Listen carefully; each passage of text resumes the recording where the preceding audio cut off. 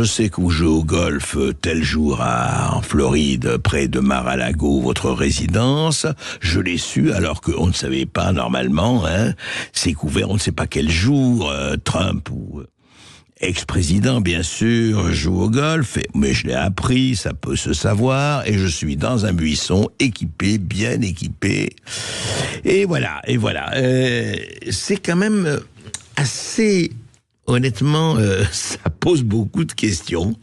Que en 2 mois, le candidat à la présidence des États-Unis, je vous rappelle, les élections, c'est le 5 novembre prochain, les élections présidentielles américaines, en 2 mois, 2 tentatives d'assassinat, 2 attentats. Le premier, le 13 juillet dernier, on le connaît, un jeune homme sur un toit, et ce n'était pas la chatte sur un toit brûlant, c'était véritablement, c'était dégarni, il n'y avait personne, ou presque, sur ce toit, ou sur la tour, là, où c'était, et puis voilà, il a tourné la tête, et vraiment, par miracle, on peut dire, il a été épargné, sinon il ne serait plus là pour en parler.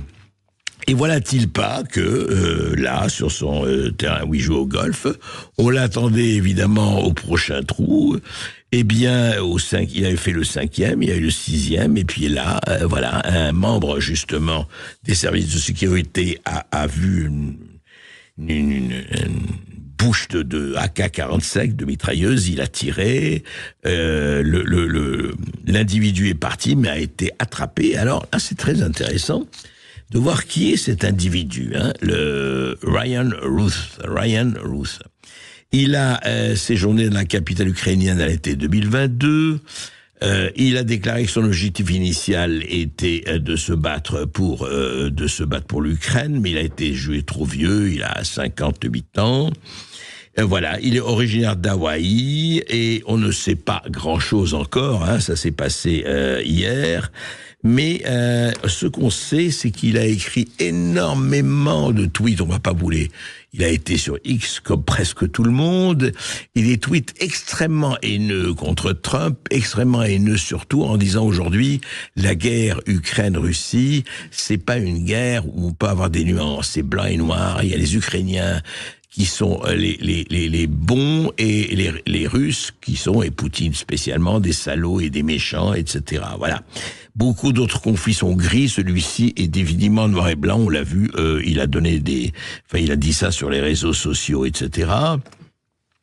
Donc, quand on lui a demandé ce qu'il faisait en Ukraine, il a déclaré que son objectif initial était de venir se battre, mais après que le plan n'ait pas fonctionné, il s'est tourné vers la promotion de la cause auprès des autres. Alors, il a essayé de recruter pour l'Ukraine des combattants. Alors, diverses agences disent qu'on ne les connaît pas, qu'on ne sait pas ce qu'ils voulaient, etc.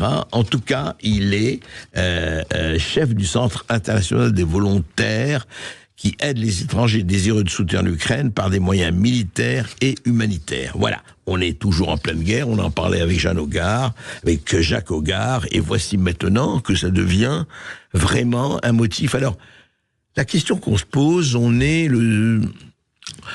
aujourd'hui en septembre, on est le 17 septembre, ou le 16 septembre, le 5 novembre sont les élections américaines.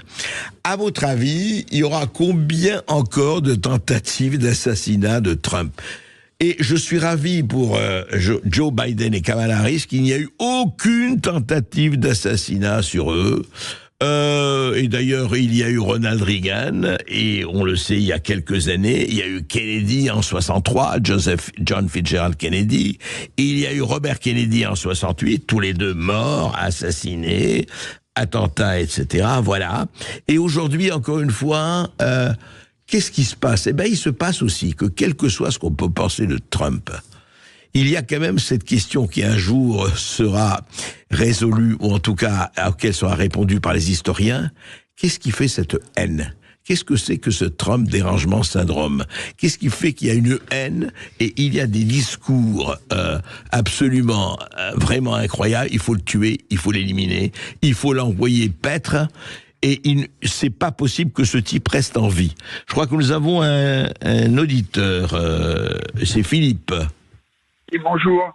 Bonjour André, vous m'entendez? Oui, je vous entends très bien, Philippe. Bon, voilà, moi je voudrais réagir sur votre premier sujet, là, sur les risques d'embrasement et de guerre mondiale. En fait, j'ai l'impression des fois d'être dans un monde parallèle. Bon, tous ceux qui s'intéressent un peu à l'histoire et aux deux premières guerres mondiales Oui. doivent avoir un peu le même effarement. En fait, on est dans un risque d'engrenage majeur, comme les deux premières guerres mondiales, et on comprend pas. Les gens continuent à avoir une réaction lors des élections, par exemple aux législatives. Moi, je pensais que tous les partis qui étaient pour la guerre en Ukraine et tout ça allaient se prendre une raclée monumentale, parce qu'en fait, c'est un sujet majeur. Il faut savoir que, en fait, quand on parle de Troisième Guerre mondiale, tout le monde pense que ça va être la fin du monde et tout ça, mais non, pas du tout. Je reporte les gens, les auditeurs, à s'intéresser à un excellent spécialiste qui s'appelle Gérard Chevrier, et qui a parlé de la Troisième Guerre mondiale depuis longtemps. C'est un expert de la guerre. Et lui, sa théorie, elle est simple. C'est que de toute façon, toutes les guerres mondiales ont commencé par là où elles se sont terminées. C'est-à-dire, la Première Guerre mondiale a fini par l'avènement de l'avion. Et l'aviation a démarré à ce moment-là. Donc la Deuxième Guerre mondiale a commencé par l'aviation. La Deuxième Guerre mondiale s'est terminée par les chars. Et la Troisième Guerre mondiale va commencer par les chars et se terminera par la Deuxième Guerre mondiale s'est terminée par une guerre. Abrégé un peu là, on va pas. Donc, oui, et la troisième. Oui, mais attendez, Philippe. Il y a quand même une chose, il y a quand même une nuance qui n'est pas seulement une nuance. C'est que ni la première ni la Deuxième Guerre mondiale, il y avait l'arme nucléaire. Et vous savez très bien les ravages que peuvent faire les armes nucléaires. Alors, ça n'a franchement, on n'est pas du tout. Je ne dis pas que la Terre va disparaître, je dis pas que c'est l'apocalypse. Mais enfin, franchement, du point de vue de la nature, ce n'est plus seulement le degré, c'est la nature des choses qui changent avec le nucléaire. Oui, Philippe, vous ne croyez pas? Oui. Non, mais André, la Deuxième Guerre mondiale s'est terminée par une bombe atomique. D'accord? Donc, la théorie de Gérard Chevrier, et je pense qu'elle est la bonne, c'est qu'elle commencera la troisième par une bombe atomique. Et sa théorie à lui, c'est qu'il existe des armes, des arsenaux maintenant atomiques qui sont capables de faire du mal sans rayer de la carte des pays. C'est-à-dire que c'est des bombes atomiques à faible intensité, mais qui sont capables de rayer une région. Vous voyez ce que je veux dire? Oui, Philippe, en tout cas, vous m'avez donné on va faire venir Gérard Chevrier. C'est une très bonne idée. Je crois que, effectivement, j'avais entendu parler, je n'ai pas lu ses livres, mais c'est évident que c'est quelqu'un qui est un interlocuteur valable et qu'on va faire venir. En tout cas, Philippe, vous croyez, vous pensez, non, juste un mot.